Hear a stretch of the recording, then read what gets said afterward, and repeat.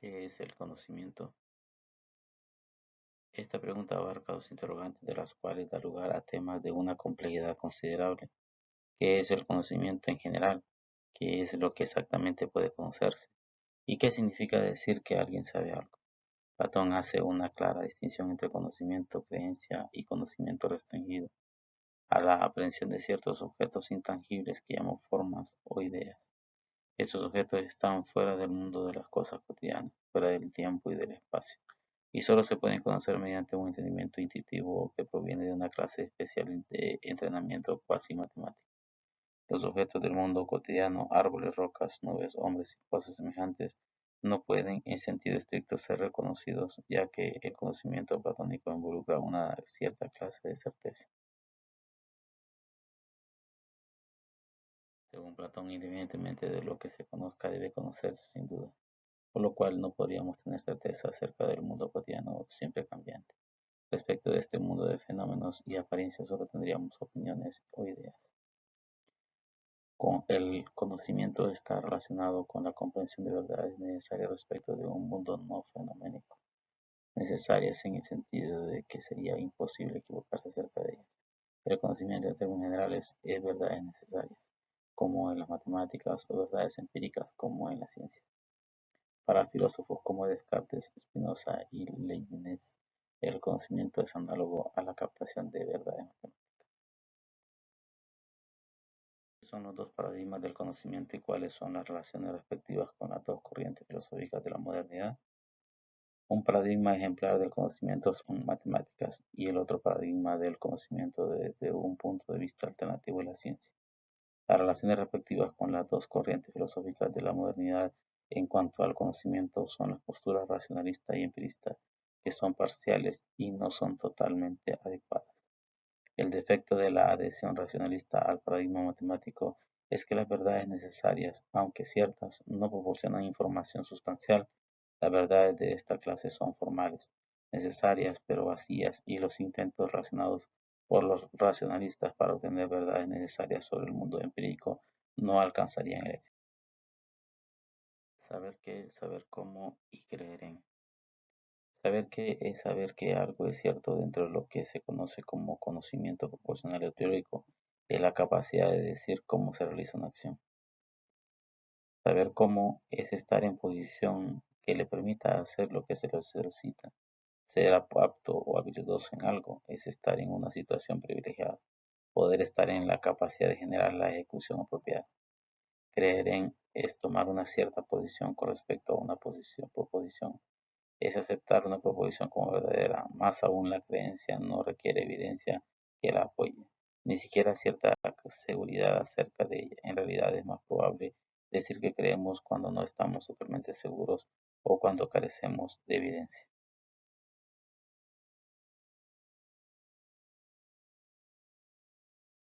Conocimiento y currículum. Existen tres tipos de currículum. Currículum utilitarista. El término utilitarista puede entenderse de dos maneras diferentes aunque relacionadas. Primero, puede igualarse con útil, de tal forma que el currículum utilitarista sería aquel que se justifica con base en que las asignaturas que incluyen sirven a quienes las aprenden. El segundo significado del término utilitarista es más restringido y por lo general se refiere a lo que conduce a la felicidad humana. Currículum para la racionalidad. Este currículum está justificado en la medida en que produzca una mente racional y es empleado desde los tiempos de Platón. Currículum de la herencia. Puede considerarse como una clase de herencia, una propiedad en que todos los miembros de la raza humana tienen un interés, una participación o un lugar. Otro término para esta tradición o patrimonio es el de cultura, que comprende los logros intelectuales, estéticos, morales y materiales de la humanidad a lo largo de su historia. Enseñanza y educación. ¿Por qué es importante entender los conceptos de intención con reconocimiento en la enseñanza y en la educación? Intención es cuando el maestro organiza su tarea en forma apropiada con las circunstancias, las edades y las capacidades de sus alumnos. Reconocimiento es la mínima relación entre el maestro y el alumno, donde el maestro intenta hacerse responsable del aprendizaje del alumno y se compromete a esforzarse para que éste adquiera un conocimiento y a variar sus métodos si es necesario con tal de que se produzca el aprendizaje.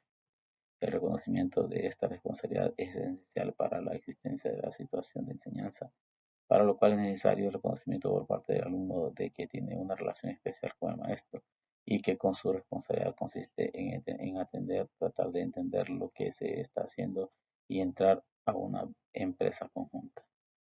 En la enseñanza y la educación, el doble requisito, intención y reconocimiento de una responsabilidad especial de ambas partes es lo que distingue a una situación de enseñanza genuina de aquella en la que solo una parte proporciona información. Entrenamiento y adoctrinamiento.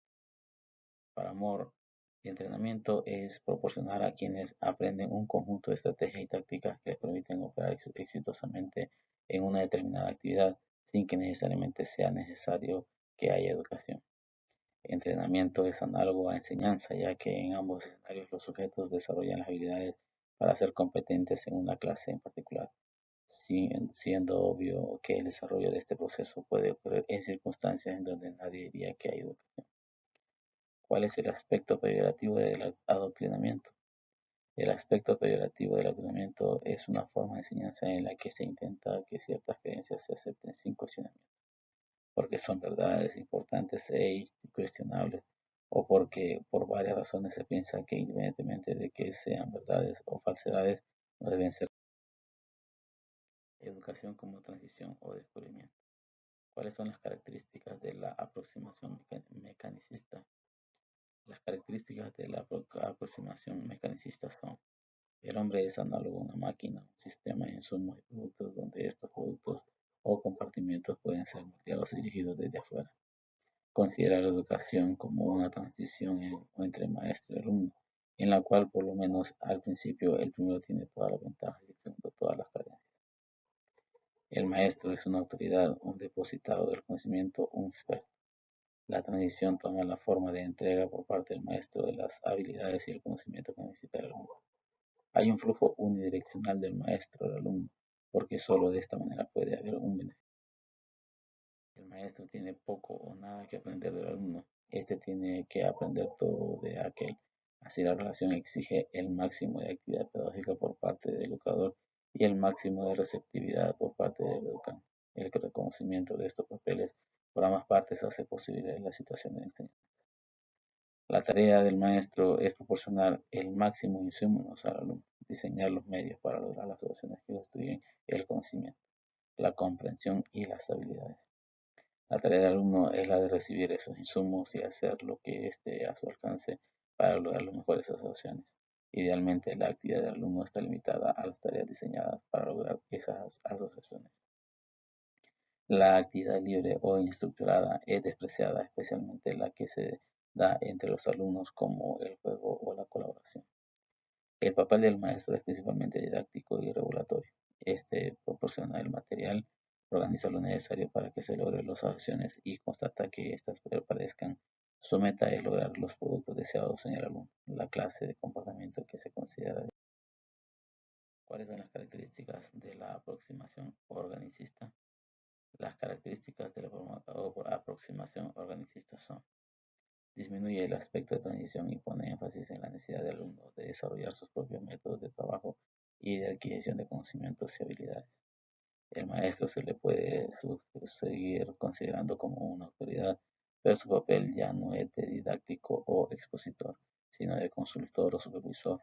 Su lugar estará en las márgenes de la actividad, de las diferentes actividades que acontecen en el salón de clase.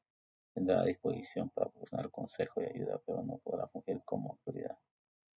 El centro de máxima actividad será el alumno, el cual idealmente está dedicado a las actividades que ejercitan sus capacidades y estimulan sus intereses. Así la tarea del alumno será dar con sentido a su ambiente y construir para sí mismo una impresión precisa de la realidad. El alumno recibirá estímulos para lo anterior mediante la exploración, el experimento, el ensayo, el error y el discernimiento en la relación concreta que se le presenta. En este sentido, más que una transición, la educación es un proceso de descubrimiento. El texto será menos importante que la solución del problema aquí y ahora. Más aún, no será necesario seguir la atención del alumno a lo que el maestro diga, ya que la principal tarea del docente no será dar información al alumno o decirle qué hacer, Habrá ventajas en la relación que se da entre alumnos de la cual pueden aprender unos de otros. Los alumnos serán estimulados para cooperar entre sí, adquirir beneficios y la disciplina de la tolerancia mutua en una tarea común. La disciplina social de la cooperación tenderá a reemplazar el papel regulador del maestro. Detrás de esto se encuentra la idea de que la educación individual procede desde adentro, como una realización que siente que proviene de sus intentos por descubrir la naturaleza de su mundo gracias a su propio esfuerzo. ¿Cómo se relacionan estas dos aproximaciones antes mencionadas con la educación como transición y con la educación como descubrimiento? Las aproximaciones mecanicistas y organizacistas se relacionan con la educación como transición, considerando la primera a la educación como una transacción entre maestro y alumno, en la cual, por lo menos al principio, el primero tiene todas las ventajas y el segundo todas las carencias, mientras la segunda disminuye el aspecto de transición y se pone énfasis en la necesidad del alumno de desarrollar sus propios métodos de trabajo y de adquisición de conocimientos y habilidades. Las aproximaciones mecanicistas y organicistas se relacionan con la educación como descubrimiento. En la primera, la actividad libre o inestructurada es despreciada, especialmente la que se da entre los alumnos, como el juego o la colaboración, mientras que en la segunda, el centro de máxima actividad será el alumno, el cual idealmente estará dedicado a la autoridad y participación. ¿Cómo se aplican las aproximaciones organicistas y mecanicistas en el tema de autoridad y participación? Las aproximaciones organicistas y mecanicistas en el tema de autoridad y participación, dado el objetivo principal que la educación, deben aplicarse con por lo menos un grado mínimo de participación del alumno y del maestro, en que ambas partes tienen un cierto grado de compromiso. El maestro se compromete a supervisar el aprendizaje del alumno, a hacerse responsable del mismo y a enseñar temas valiosos. Por su parte, el alumno se compromete a someterse a la autoridad del maestro y esforzarse para lograr los objetivos de la empresa. Finalmente, esta empresa se requiere que el maestro sea una autoridad en lo que enseña, pues de no ser así, no está en la posibilidad lógica de participar en la estructuración de la mente del alumno, es decir, en la autoridad y disciplina. Dos tipos de autoridad son autoridad formal o de jure y la autoridad práctica o de facto. Autoridad formal o de jure es aquella que la da el puesto donde se emplean normas y reglas, así como también por rango o esfera. Esta no puede ser retirada y será siempre ejercida. Autoridad práctica o de facto es aquella que se desarrolla en las personas líderes o de buen ejemplo, las cuales logran la obediencia de otras personas naturalmente. Esta puede ser retirada y solo será ejercida con la aprobación de otros.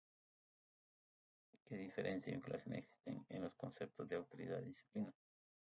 Las diferencias que existen en los conceptos de autoridad y disciplina son que la autoridad es la capacidad de hacerse responsable de lo que ocurre en el salón de clases con la facultad formal o de jure dada por la institución y o la que desarrolla idealmente la autoridad práctica o de facto, mientras que la disciplina es imponer un cierto grado de orden mediante la ejecución. Un estado de disciplina implica que la conducta está sujeta a limitaciones, reglas y orden.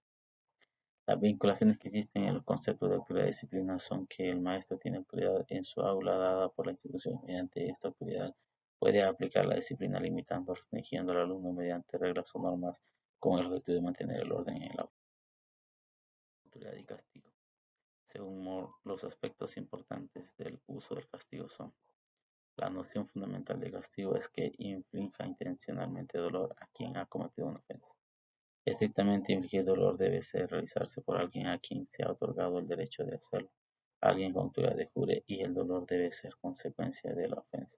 Sin embargo, estos requisitos son susceptibles de variaciones. En sentido estricto, el castigo solo puede ser aplicado a quien hizo la ofensa, es decir, tiene una función retributiva, pero es posible discutir este requisito como cuando hablamos de gente inocente que es castigada, a lo que corresponde el término castigo injustificado.